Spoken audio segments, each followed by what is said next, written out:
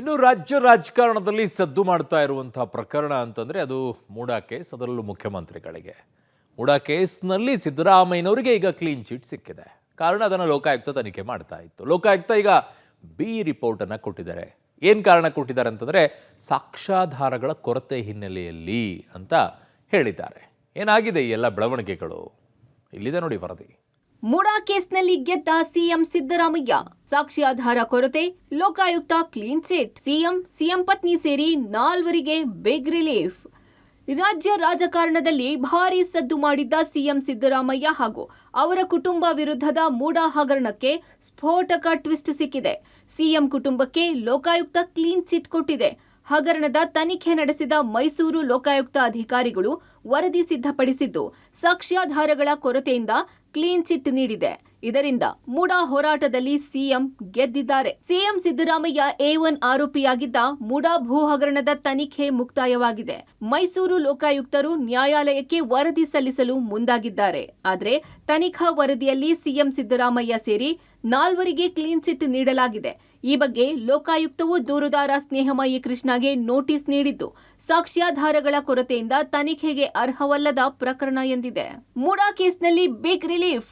ಸಿದ್ದರಾಮಯ್ಯ ಮುಖ್ಯಮಂತ್ರಿ A1, Parvathi Siddaramaiah A2, Mallikarjuna CM ಬಾಮೈದ A3, Devaraju ಜಮೀನು ಮಾಲೀಕ A4. ಈ 4ವರ ವಿರುದ್ಧ ಲೋಕಾಯುಕ್ತ ಬಿ ರಿಪೋರ್ಟ್ ಸಲ್ಲಿಕೆ ಮಾಡಲಿದೆ. 4ವರು ಮೂಡಾ ಹಗರಣದಲ್ಲಿ ಬೀಸೋ ದೊಣ್ಣೆಯಿಂದ ಪಾರಾಗಿದ್ದಾರೆ. ಸಿಎಂ ಮತ್ತು ಕುಟುಂಬದ ವಿರುದ್ಧ ಸಾಕ್ಷ್ಯ ಇಲ್ಲ. ನಾಳೆ ಕೋರ್ಟ್ಗೆ ಬಿ ರಿಪೋರ್ಟ್ ಸಲ್ಲಿಕೆ. ನಾಳೆ ಜನಪ್ರತಿನಿಧಿ ಕೋರ್ಟ್ಗೆ ಲೋಕಾಯುಕ್ತ ಅಧಿಕಾರಿಗಳು ತನಿಖಾ ವರದಿ ಸಲ್ಲಿಕೆ ಮಾಡಲಿದ್ದಾರೆ. 5 ದಿನಗಳಿಂದ ವರದಿ ಪರಿಶೀಲಿಸಿರುವ ಎಡಿಜಿಪಿ ಮನೀಶ್ ಕರ್ಬೀಕರ್ ಕೋರ್ಟ್ಗೆ ಅಂತಿಮ ವರದಿ ಸಲ್ಲಿಸಲು ಅನುಮತಿಸಿದ್ದಾರೆ. ನಾಳೆ ಕೋರ್ಟ್ಗೆ ಮೈಸೂರು ಲೋಕಾಯುಕ್ತ ಎಸ್ಪಿ ಉದೇಶ್ ವರದಿ ಸಲ್ಲಿಸಲಿದ್ದಾರೆ. ಹಾಗಾದ್ರೆ ಲೋಕಾಯುಕ್ತ ಬಿ ರಿಪೋರ್ಟ್ನಲ್ಲಿ ಏನಿದೆ ಅಂತ ನೋಡೋದಾದ್ರೆ, ಬಿ ರಿಪೋರ್ಟ್ನಲ್ಲಿ ಏನಿದೆ? ಸಿಎಂ ಸಿದ್ದರಾಮಯ್ಯ ಪ್ರಭಾವದ ಬಗ್ಗೆ ಸಾಕ್ಷ್ಯ ಸಿಕ್ಕಿಲ್ಲ. ಸಿಎಂ ಸಿದ್ದರಾಮಯ್ಯ ಯಾವುದೇ ಶಿಫಾರಸು ಮಾಡಿಲ್ಲ. ಪತ್ರ ಮುಖೇನ ಯಾವುದೇ ಪ್ರಭಾವ ಬೀರಿಲ್ಲ. 3 ಎಕರೆ ಜಮೀನು ಖರೀದಿ ವೇಳೆ ಕಾನೂನು ಬಾಹಿರ ಆಗಿಲ್ಲ. ಸಿಎಂ ಪತ್ನಿ ಇದೇ ಜಾಗದಲ್ಲಿ ಸೈಟ್ ಬೇಕು ಅಂತ ಕೇಳಿಲ್ಲ. ಸಿಎಂ ಪತ್ನಿ ಪಾರ್ವತಿ ಗಮನಕ್ಕೆ ಬಾರದಂತೆ ಪತ್ರ ವ್ಯವಹಾರ. ಮೂಡಾ ಆಯುಕ್ತರು ಮತ್ತು ಅಧಿಕಾರಿಗಳು ನಡಾವಳಿಯ ದುರ್ಬಳಕೆ. 2003-4ರಲ್ಲಿ ಮೂಡಾದಿಂದ ಕಾನೂನು ಬಾಹಿರ ಕೆಲಸ. 2003ರಿಂದಲೂ ಮೂಡಾ ಅಧಿಕಾರಿಗಳ ಲೋಪ ಆಗಿದೆ. ಸಿಎಂ ಪತ್ನಿ 3 ಎಕರೆ 16 ಗುಂಟೆ ಜಮೀನು ಕಳೆದುಕೊಂಡಿದ್ದಾರೆ. ದಾನದ ಮೂಲಕ ಬಂದ ಜಮೀನನ್ನು ಮೂಡಾ ವಶಕ್ಕೆ ಪಡೆದಿತ್ತು. ಅದಕ್ಕೆ ಪ್ರತಿಯಾಗಿ ಮೂಡಾ 38,000 ಚದರ ಅಡಿ ನೀಡಿದೆ. ಮೂಡಾ ಅಧಿಕಾರಿಗಳು ಸ್ವಯಂ ಪ್ರೇರಿತವಾಗಿ ಸೈಟ್ ಕೊಟ್ಟಿದ್ದಾರೆ. ಹೀಗೆ ಲೋಕಾಯುಕ್ತ ಅಧಿಕಾರಿಗಳು 16 ಅಂಶಗಳನ್ನು ಉಲ್ಲೇಖಿಸಿ ಬಿ ರಿಪೋರ್ಟ್ ಸಲ್ಲಿಸಲು ಮುಂದಾಗಿದ್ದಾರೆ.